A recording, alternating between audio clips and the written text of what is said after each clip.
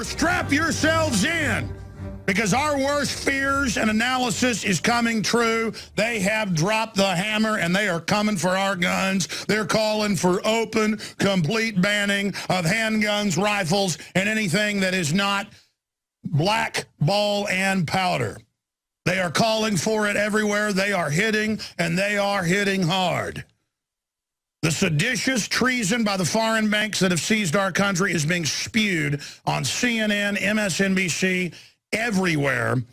They have had, again, gaggles of foreigners like Piers Morgan and others come on and say, ban our guns. Michael Moore has desecrated the Constitution, Bill of Rights, and said basically get rid of it.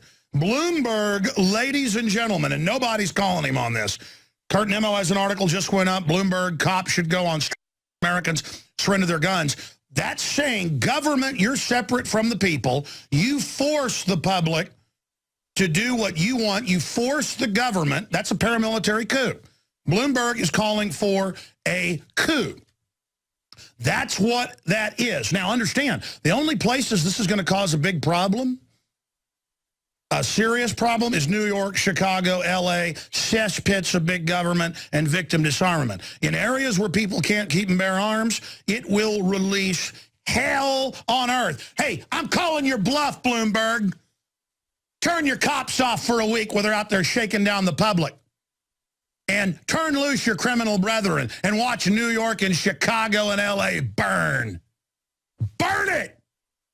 That's what anarchy is. He's calling for what Bane in Batman calls for. Lock up the cops in the subterranean pit and let them have their French Revolution. Listen, you authoritarian scum that hates this country and wants to use Homeland Security on people like me. Get out of my country, Bloomberg, and you too, Piers Morgan, and you too, Michael Moore. You're a bunch of radicals that want to take over and re-educate this country. You are criminal, filthy despots with all your armed guards and the rest of it. You need to go to prison. Your cohort shipped guns into Mexico to blame the Second Amendment to try to get our guns. And listen to me well, folks. There's nothing these terrorists won't do to try to destroy the republic. They've already gotten their health care plan. It's so unconstitutional, it's a joke.